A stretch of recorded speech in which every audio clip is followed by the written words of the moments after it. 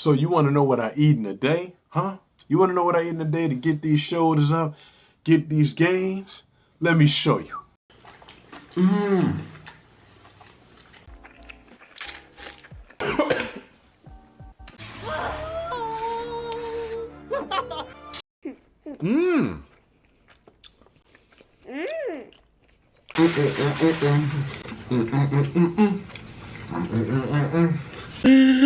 Yeah.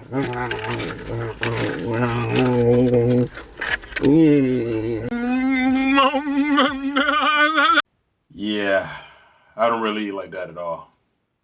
For training programs, meal plans, and coaching, make sure you check out khpfitnessandtraining.com. What's going on, my fitness seekers all over the world? KHP Fitness here with another video for you. Now, in this video, I wanted to go ahead and talk about a full day of eating. And that's something that I have not done. And this full day of eating will be, something that goes along with my 6-year journey. Now, I switch things up from time to time, but for the most part, I eat pretty simple. So I told the subscriber that asked me about this video that it's going to be a boring video, at least to me. I don't know. Maybe you guys can be the judge. And you want to see what I do to keep going for these 6 years and what I eat, some staples of mine. Keeping it very consistent. If you like what you like, eat that, and that'll work out the best for you. You want to make sure you're getting your breakfast, your lunch, and your dinner. And if you fast, things of that nature, make sure you get enough protein in between that. Breakfast is the most important meal of the day. I can't stress that enough. People think, oh yeah, let me just push all the way back until 3 so I can eat again. But what you do is you actually, if you're undisciplined, you'll actually push up so much ghrelin. And when those ghrelin levels start talking, they start, as Coach Greg say, punching you in the face. Not full because ghrelin is punching you in the face. How many times have I said that? Ghrelin is making you hungry. If you don't eat enough, ghrelin makes you hungry. As you're trying to stop yourself from eating, you get hungrier, and then you'll put yourself in a bad situation where you'll actually put yourself in a surplus. And that's no good. So eat like a king at breakfast, eat like a queen at lunch, eat like a peasant at night, and it'll do you good. Israeli researchers randomized overweight and obese women into one of 2 isocaloric groups, meaning each group was given the same number of total calories. One group was given a 700-calorie breakfast, a 500-calorie lunch, and a 200-calorie dinner, and the other group was given the opposite, 200 for breakfast, 500 for lunch, and 700 for dinner. Since they were all eating the same number of calories overall, the King Prince Pauper group should have lost the same amount of weight as the Pauper Prince King group, right? But no, the morning slanted group lost more than twice as much weight. In addition to slimming about an extra 2 inches off their waistlines, by the end of the 12-week study, the King Prince Pauper group lost 11 more pounds, 19 pounds lost compared to 8, despite eating the same number of calories. That's the power of chronobiology, the power of our circadian rhythm. It's typically ending your day with like a protein shake or something light, a light salad or something of that nature will help sustain you until the next day. Then you can open up the floodgates again. These are all tools, guys. Don't let anybody tell you that keto is the best, that intermittent fasting is the best. These things aren't the best at all. They are just tools to get you where you need to be. Want to know how I know? Because I've tried everything. Paleo, keto, I'm vegan now. I've done everything but the carnivore diet. I've damn near tried out. I used to eat tons of meat, trying to sustain and stay in the ketone level. But the most important thing I learned is that a balanced diet of everything, of your carbs, your fats, and your proteins, is what suits most people the best. There are some outliers, but the exception does not make the rule. Before I go into that, guys, what I want you to go ahead and do is hit that like, hit the subscribe, and hit the bell too for notifications when I drop new videos like such. Let me show you what I start my day with. All right, so this is how my first meal looks for the day. You got to start out with your water. You always want to get about 16 ounces of water. I do 32 because it just moves the hydration through and, helps you with the digestion and getting everything started. And then I move on to the Elizabeths here, the Purely Elizabeths. Good amount of fiber, good amount of protein. I take care of the nut butter. I throw that away because I don't need it because I get enough from the pumpkin seeds and such. Right here I got the grapes. And with the grapes, it's about 100 grams of 50, 60 calories, give or take with that. Very sweet. It's a water-based item, and I like that as well. Pumpkin seeds, some of my favorites. This is about 18 grams of protein, 320 calories with this one here. Decently low in carbs. Great mood to have for your nuts. So here are the 2 oranges, about 60 calories each, 120 calories.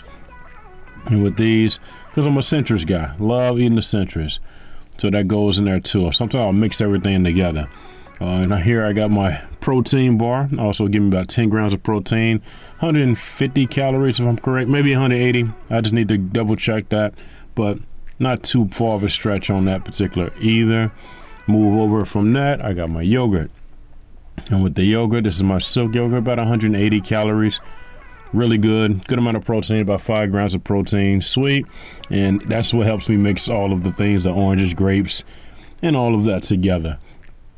Little V8, low sodium V8, just to get the, the side of the vegetables as well. Some people drink their vegetables, some people eat them. That's how I like to go about it. So that's a low sodium. I pick it up from Publix or Walmart, depending. And that's something that's really good. I like how it tastes, not too salty. Hits the spot where I need it to, and done with that meal. I thought this was a pretty cool effect, the fast, sped up version on how people eat it. That's how you see it from a couple of these videos. I figured I'd do that too. Now, I'm not going to do this for all of my meals. I just want to show you the process. Typically, for this many calories, takes me about anywhere from 25 minutes to eat it, as I like to chew everything about 25, 30 times. Help with the digestion as well, because a lot of times when you get stomach issues and such, we're not chewing the food thoroughly enough. So that's how you want to do it. So I just gave a little fast motion on that. All right, moving to the second and third meal. The reason I say it's a second and third meal is because what you see here, I will typically divide up as I'm, watching out my calories. So I got the outstanding poofs. My outstanding puffs there are, they're a good source of zinc, vitamin B, vitamin D, E, B6. It's good, and A. So, not like regular chips where with regular chips, you're going to have a situation where you're not going to be getting these nutrients here, because what they put in regular chips is just no good. It's a bunch of empty calories. Then I got the organic seaweed. I like these too. They're very low in calories. The whole thing is about 60 calories per bag. They taste sweet, and it's like, getting a little seaweed from the sea. And then I go with the meatless burgers from LiQWYD, also an item that I get from Publix. I get all these items from Publix, guys, actually, just to be upfront with that. But pea protein, some of my favorite. It really helps with my digestion. As you know, I don't eat gluten or soy, so it's really good to get a pea protein in, because then I can get my protein the way I need to without having all of the stomach issues and such. And it's good in the calories. I only eat 1 patty a day because I get so much from my protein shakes. I don't need all that extra.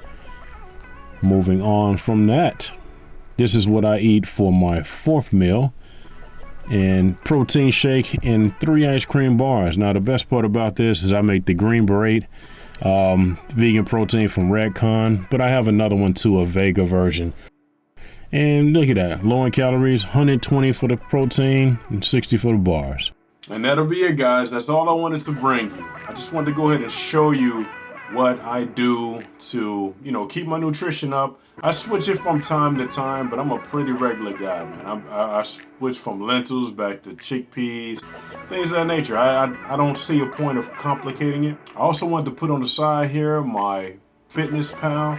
It's something that I use big time when I want to stay on track, because if I can see it in front of me, that will help me out. And if you see, this is the macros and the proteins that it shows, a little high on the sodium, but everything else is pretty status quo. You see, because you don't need as much protein as they say you do. 0.8 is on the higher end. You can go as low as 0.6 and still make significant gains, especially for like newer lifters and such. So depends on your goals. If you go lower in your body fat percentage, That makes a difference too. But ultimately, if you stand within natural ranges and pretty healthy ranges, you're doing good for yourself. So that's all I got for you guys today. I appreciate you for watching. I will see how the comments do. I'll make another one of these, and see how they perform, see how you guys like them, and I'll keep at it. I got a lot more videos coming for you. And I think there was one more thing. Oh yeah, if you're interested in coaching, meal plans, and training programs, make sure you go ahead and check those out. I have those for you. 3, 4, 5 day splits or more if you need to, but don't go too crazy, guys. As I always say, unless you're competing or something like that, but your body needs rest. So if you're getting the nutrition and you're getting everything else with that, you're gonna get a good combination of the Holy Trinity: training, nutrition, and sleep. Make sure to like, comment, subscribe, tell your friends, share this video, and keep watching, man, because I got more stuff coming for you guys in the near future. Thank you again for watching. You guys have a great day. I'll talk to you soon.